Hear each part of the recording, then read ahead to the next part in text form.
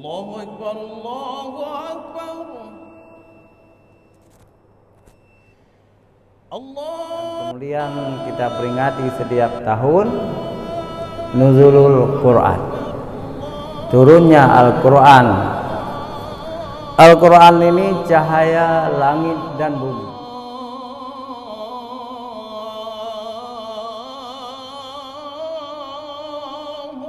Assalamualaikum warahmatullahi wabarakatuh. Alhamdulillahi rabbil alamin, wa bihi nasta'inu ala umuri dunya waddin. Asyhadu an la ilaha illallah wahdahu la syarikalah, al-haqqul malikul mubin, wa asyhadu anna Muhammadan abduhu wa rasuluh sadiqul wa'dil amin. Allahumma salli ala sayyidina Muhammad wa ala alihi wa sahbihi ajma'in, amma ba'd. Puji syukur kita panjatkan kehadirat Allah, pencipta semesta alam. Allah tempat kita meminta pertolongan, baik urusan dunia maupun urusan akhirat kita.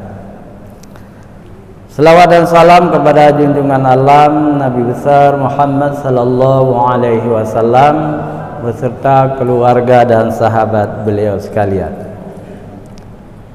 Hadirin wal hadirat yang dirahmati Allah, shaimin wa shaiman rahimakumullah. Alhamdulillah, kita tadi malam peringatan Nuzulul Quran. Al-Quran turun 17 Ramadan, yakni ketika Rasulullah Muhammad sallallahu alaihi wasallam bertahanus di dalam Gua Hira. Tiba-tiba datang Jibril alaihissalam membawa 5 ayat pertama surah Al-Alaq, disuruh baca kepada Rasulullah sallallahu alaihi wasallam, tetapi Nabi menjawab, ma'ana biqari, saya tidak pandai membaca. Jibril masih menyuruh, Iqra, bacalah. Ma'ana biqari, saya tidak pandai membaca. Kemudian Jibril yang menyerupai dirinya sebagai seorang laki-laki Arab memeluk Rasulullah dari belakang, disuruh membaca 5 ayat pertama. Iqra bismi rabbikal ladzi khalaq, khalaqal insana min 'alaq, Iqra wa rabbukal akram, alladzi 'allama bil qalam, 'allamal insana ma lam ya'lam. Rasulullah mengikuti, dan inilah 5 ayat pertama yang diterima malam 17 Ramadan, yang kemudian kita peringati setiap tahun Nuzulul Quran, turunnya Al-Quran. Al-Quran ini cahaya langit dan bumi. Seandainya Al-Quran tidak diturunkan oleh Allah SWT, manusia ini tidak beda dengan binatang, dengan hayawan. Artinya tidak ada hukum. Tidak ada hukum. Siapa yang kuat itulah raja. Seperti di padang Sahara Afrika sekarang ini. Kita lihat di HP bagaimana dunia hewan itu. Biasa yang menjadi raja adalah singa, harimau, dan apalagi yang sejenis yang kuat-kuat. Kalau di dalam air rajanya itu buaya, predator semua itu, memakan, membunuh binatang-binatang lain. Begitulah kalau Al-Quran tidak diturunkan, manusia akan membunuh manusia. Sekarang saja ada bangsa yang tidak berpedoman kepada Al-Quran, Yahudi. Mereka suka membunuh manusia. Mereka memerangi saudara kita Palestina. Itu sebagai contoh bangsa yang tidak disinari oleh cahaya Al-Quran. Tapi bangsa-bangsa yang mendapat cahaya Al-Quran, mereka suka damai walaupun belum Islam. Misalnya kita tunjukkan Cina 1 miliar lebih sekarang ini. Kebanyakan mereka komunis, ateis. Tapi ada juga di Cina itu ada agama Konghucu. Kemudian Islam, Kristen dan lain-lain.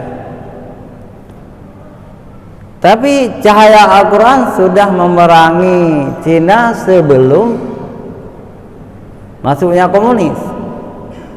Sebelum komunis ada, Islam lebih duluan mempengaruhi hukum-hukum di Cina, mempengaruhi masyarakat Cina dengan Islam, dengan Al-Quran.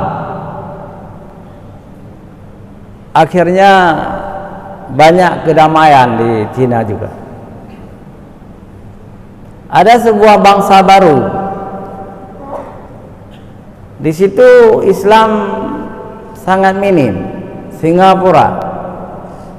Yang banyak Konghucu juga, Kristen, juga ada sedikit Tamil, India, agama Hindu. Orang Islam hanya 10%.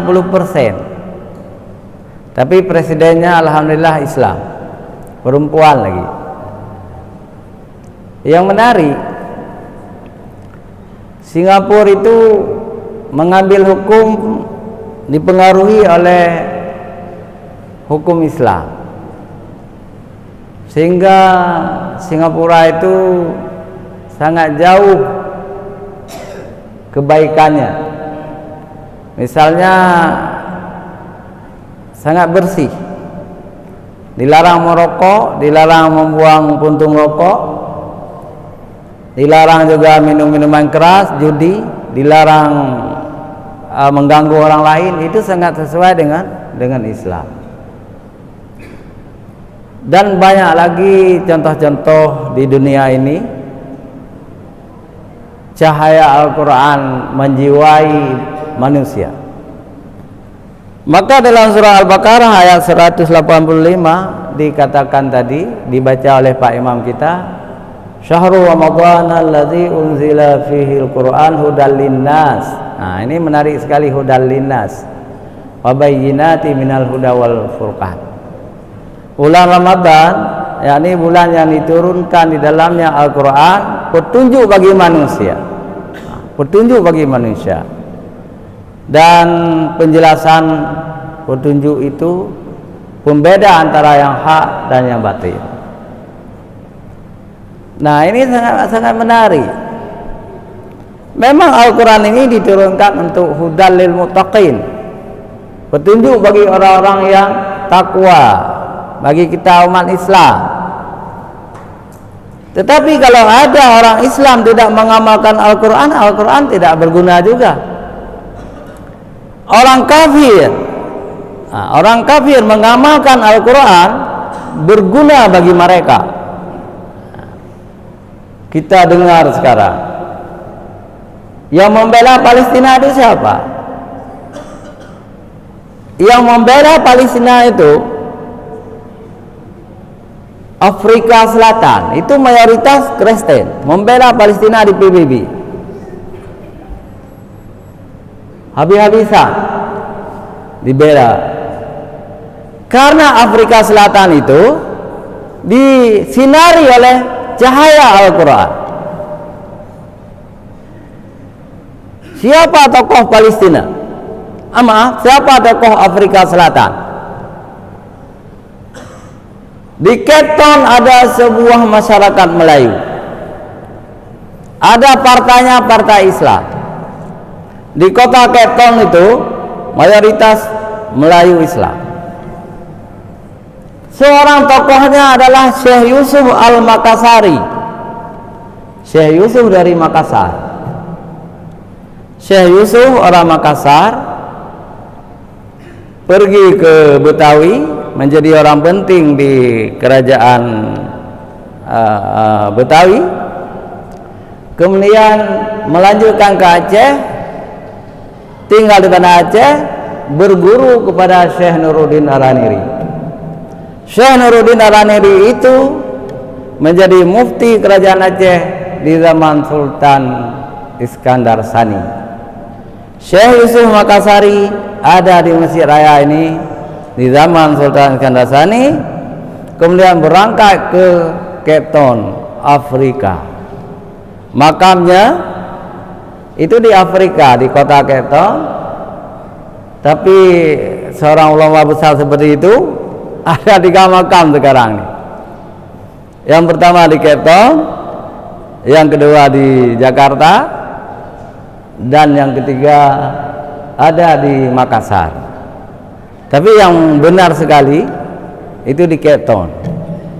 Saya tadi berkenalan dengan Bapak H. Abdul Ghani dari Makassar. Nah, beliau ada di masjid. Coba ditunjuk tangan. Mana udah keluar?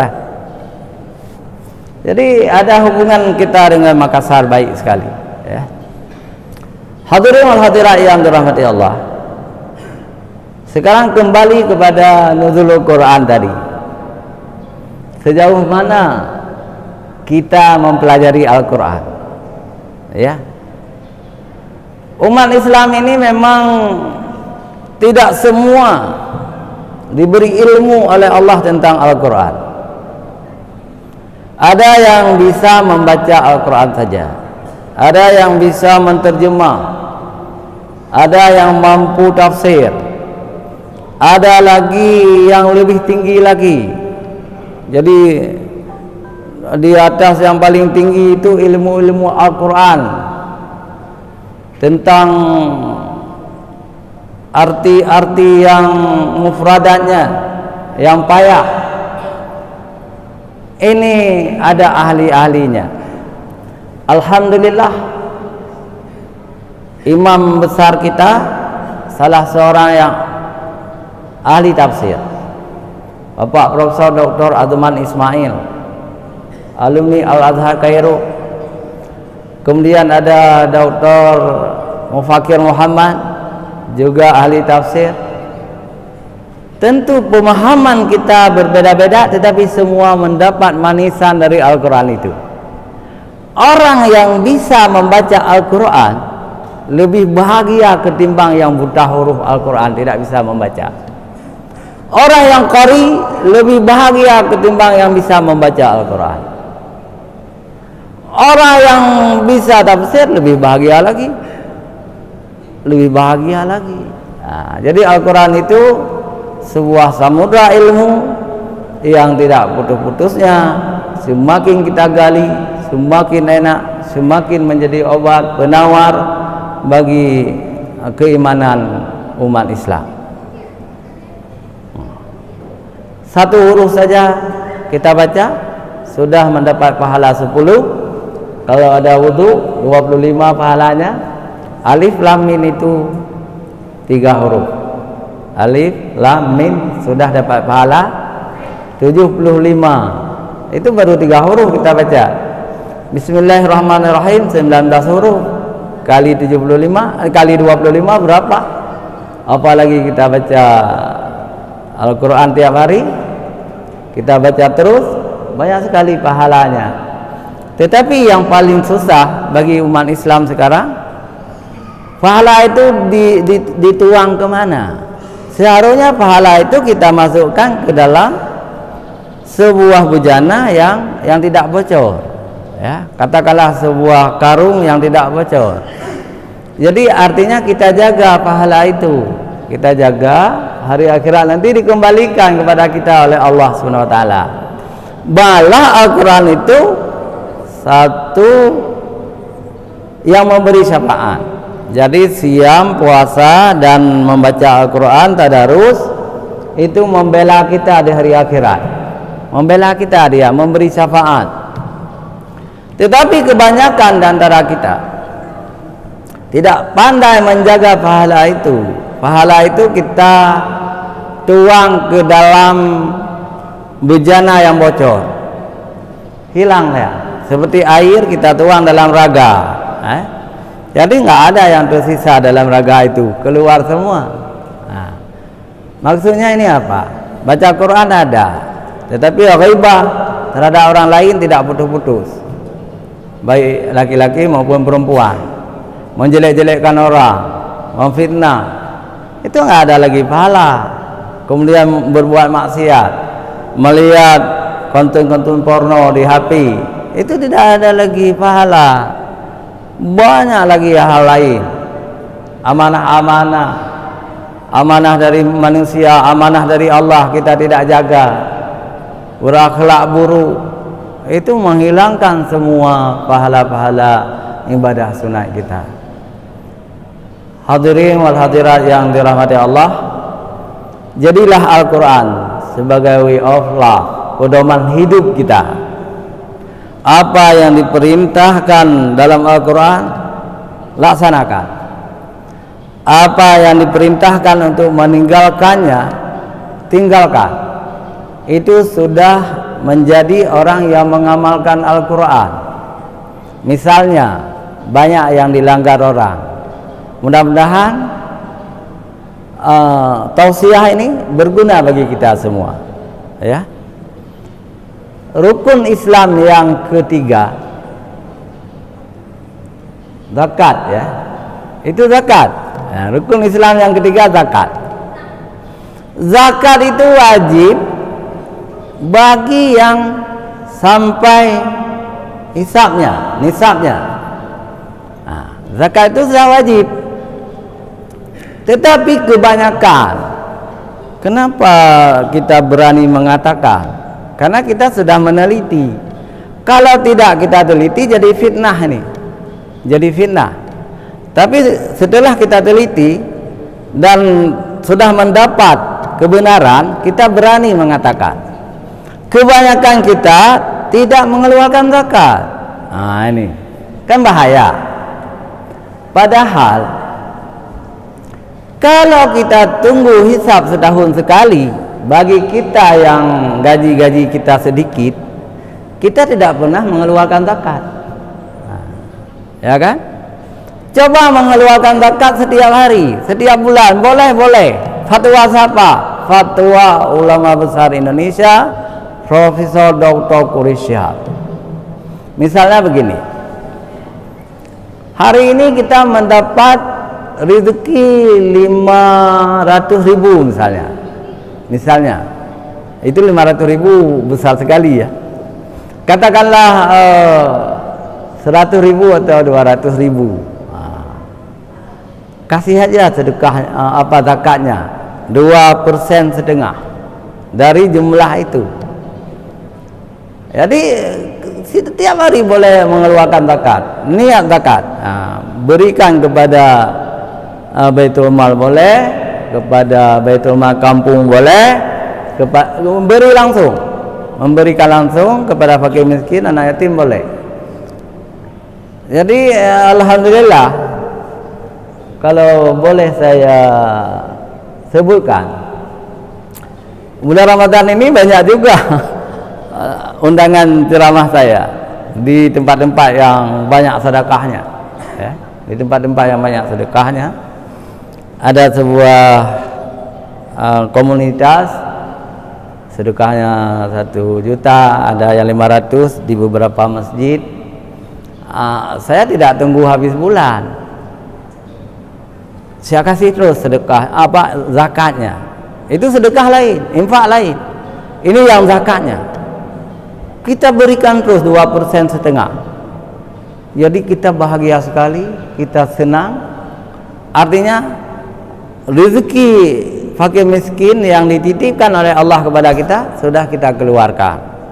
Kalau kita tunggu tahunan, itu bisa jadi uang itu habis, bisa jadi kita sayang kepada zakat, maka tidak usah menunggu tahunan. Ini fatwa ulama besar Indonesia, ahli tafsir, Profesor Dr. Quraish Shihab. Juga dikuatkan oleh MUI Indonesia. Boleh mengeluarkan zakat setiap dapat rezeki, keluarkan terus zakat, keluarkan terus. Tetapi kalau kita tunggu tahun haulnya boleh juga, ya. Dan ada juga jadi agniya kita.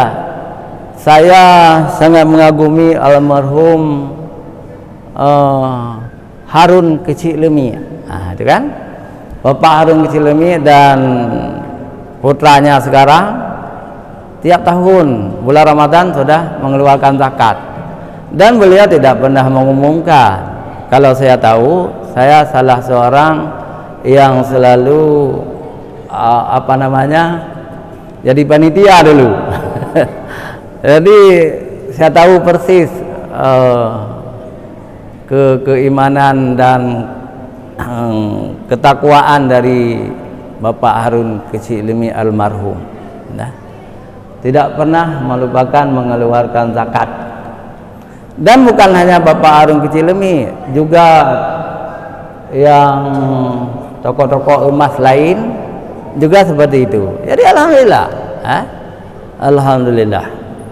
Jangan lupa, jangan hanya fokuskan untuk ibadah fisik saja, ibadah Ramadan saja. Tetapi di dalam ibadah Ramadan juga sangat afdal kita keluarkan zakat. Jangan lupa mengeluarkan zakat.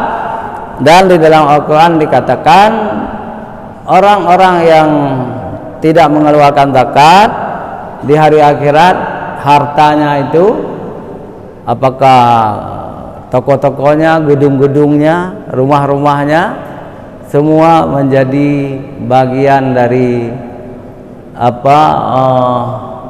bara api neraka yang dapat membakar tubuhnya. Na'udzubillah min dzalik. Jadi harta kita itu menjadi bara api neraka yang akan membakar orang-orang yang tidak mengeluarkan zakat mal. Jadi bahaya besar. Makanya khalifah pertama Sayyidina Abu Bakar Siddiq radhiyallahu anhu, ketika ada orang-orang kaya yang tidak mau mengeluarkan zakat, itu diperangi sampai mereka itu kembali mengeluarkan zakat. Ini dalam sejarah. Karena perintah Allah untuk mengambil zakat kepada orang-orang yang kaya raya. Dan orang yang tidak mengeluarkan zakat seperti Sa'labah itu, membuat Sa'labah itu mati kafir. Na'udzubillah min dzalik. Hadirin wal hadirat yang dirahmati Allah, yang penting lagi, ini kan sudah 17 masuk 18, artinya tidak lama lagi akan masuk nanti 10 terakhir. 10 terakhir itu ada istilahnya dalam fikih, itqun minanna, pembebasan kita dari siksa api neraka.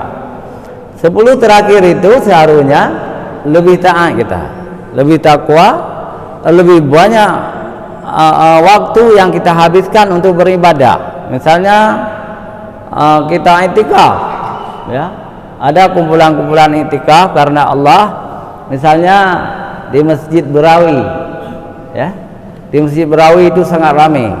Di pesantren-pesantren juga begitu. lebih baik kita i'tikaf. Nah, jadi tidak berpikir lagi hal-hal yang sekunder yang tidak penting. Tetapi realitanya berbeda dengan yang dianjurkan oleh Rasulullah sallallahu alaihi wasallam. Rasulullah menganjurkan kita ikat pinggang, memperkuat ikat pinggang, artinya lebih giat kita beribadah, i'tikaf, salat sunat, baca Quran siang malam bulan suci Ramadan. Tetapi realita di lapangan justru 10 terakhir berdesak-desakan manusia di pasar, membeli baju anak, membeli sepatu anak, baju sendiri. Yang anehnya kok tiap malam membeli baju, kok tiap malam berarti cukup banyak dibeli. Kalau satu malam pergi beli baju anak, selesai, ini tiap malam. Jadi musala kosong, masjid kosong, manusia di pasar, manusia di warung kopi. Ini yang menyedihkan. Terbalik kita ini. Kenapa terbalik? Ini yang aneh. Ya. Seharusnya kita di masjid 10 hari terakhir kita i'tikaf, kita di masjid, kita salat sunat, kita baca Quran. Banyak hal yang bisa kita lakukan. Mudah-mudahan tahun ini harus kita rubah. Yang dulu-dulu kita banyak lalai. Kalau kita pergi ke pasar siang malam itu luar biasa banyaknya manusia. Tetapi salat tarawihnya sudah sangat sedikit, ya. Yang i'tikaf tidak ada. Kenapa seperti itu? Ini perlu renungan-renungan kembali. Yang terakhir, hadirin wal hadirat yang dirahmati Allah Subhanahu wa taala, mudah-mudahan puasa kita menjadi puasa yang diterima oleh Allah Subhanahu wa taala. Artinya kita betul-betul berazam, bercita-cita supaya puasa ini sebagai salah satu tujuan daripada tujuan yang dikabarkan oleh Al-Quran, yakni la'allakum tattaqun. Mudah-mudahan menjadi orang-orang yang takwa kita ini. Orang takwa, innal lil muttaqina mafada hadaika wa anaba wa qawa'iba turaba wa ka'san dihaqa. Orang-orang yang takwa adalah orang-orang yang beruntung. Allah akan memberi kebun dan anggur, dan akan diberi bidadari yang cantik jelita, dan akan diberi gelas-gelas tempat minum di dalam surga nanti.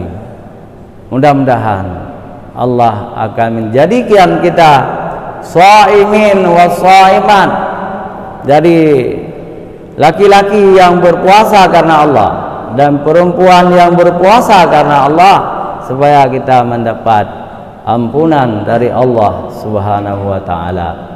Billahi taufiq wal hidayah. Wassalamualaikum warahmatullahi wabarakatuh. Bismillahirrahmanirrahim. Alhamdulillahi rabbil alamin. Allahumma salli wa sallim ala sayyidina Muhammadin fil awwalin, wa salli wa sallim ala sayyidina Muhammadin fil akhirin, wa salli wa sallim ala sayyidina Muhammadin fil nabiyyin, wa salli wa sallim ala sayyidina Muhammadin fil mursalin, wa salli wa sallim ala sayyidina Muhammadin fil mala'il a'la ila yaumiddin. وصل وسلم على سيدنا محمد وعلى آله وصحبه أجمعين. ولقد أشرت لنعت من أوصافه تحيي القلوب تهيج الأشجان، والله قد أثنى عليه فما يساوي القول منا أو يكون ثنانا، لكن حبا في السرائر قد دعا لمديح صفوة ربنا وحدانا.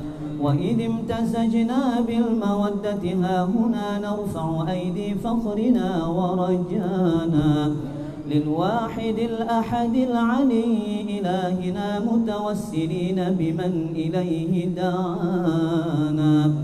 مختاره وحبيبه وصفيه زين الوجود به الإله حبانا. يا ربنا يا ربنا يا ربنا بالمصطفى اقبلنا أجب دعوانا. أنت لنا يا ذخرنا في هذه الدنيا وفي أخرانا. أصلح لنا الأحوال واغفر ذنبنا ولا تؤاخذ رب إن أخطانا.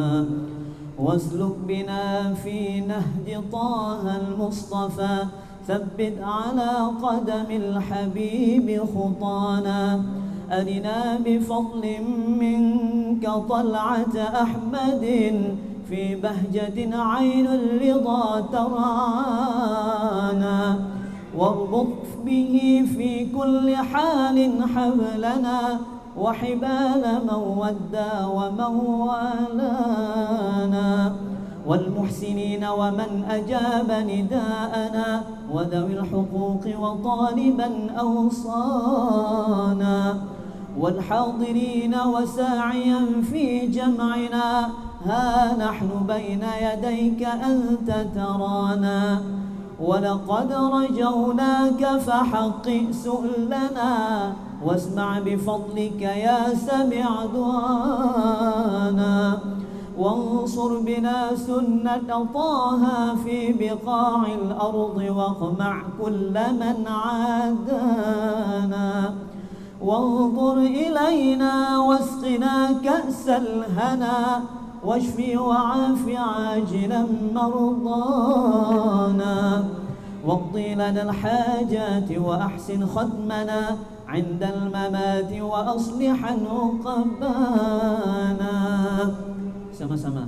يا ربي واجمعنا وأحبابا لنا في دارك الفردوس يا رجوانا.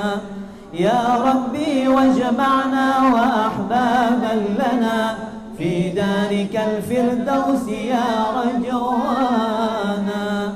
يا ربي واجمعنا وأحبابا لنا في دارك الفردوس يا رجوانا. بالمصطفى صل عليه وآله ما حركت ريح الصبا أغصانا. سبحان ربك رب العزة عما يصفون وسلام على المرسلين والحمد لله رب العالمين. الفاتحة ورحمة الله. أعوذ من الشيطان الرجيم. بسم الله الرحمن الرحيم. الحمد لله رب العالمين الرحمن الرحيم مالك يوم الدين. إياك نعبد وإياك نستعين اهدنا الصراط المستقيم صراط الذين أنعمت عليهم غير المغضوب عليهم وعلى آله. أعوذ من الشيطان الرجيم. بسم الله الرحمن الرحيم. الحمد لله رب العالمين. اللهم صل وسلم على سيدنا محمد في الأولين وصل وسلم على سيدنا محمد في الآخرين وصل وسلم على سيدنا محمد في النبيين وصل وسلم على سيدنا محمد في المرسلين وصل وسلم على سيدنا محمد في الملأ الأعلى إلى يوم الدين وصل وسلم على سيدنا محمد وعلى آله وصحبه أجمعين. ولقد أشرت لنعت من أوصافه تحيي القلوب تهيج الأشجانا. والله قد أثنى عليه فما يساوي القول منا أو يكون ثنانا. لكن حبا في السرائر قد دعا لمديح صفوة ربنا وحدانا. وإذ امتزجنا بالمودة ها هنا نرفع أيدي فخرنا ورجانا للواحد الأحد العلي إلهنا متوسلين بمن إليه دعانا. مختاره وحبيبه وصفيه زين الوجود به الإله حبانا. يا ربنا يا ربنا يا ربنا بالمصطفى اقبلنا أجب دعوانا. أنت لنا يا ذخرنا في هذه الدنيا وفي أخرانا. أصلح لنا الأحوال واغفر ذنبنا ولا تؤاخذ رب إن أخطانا.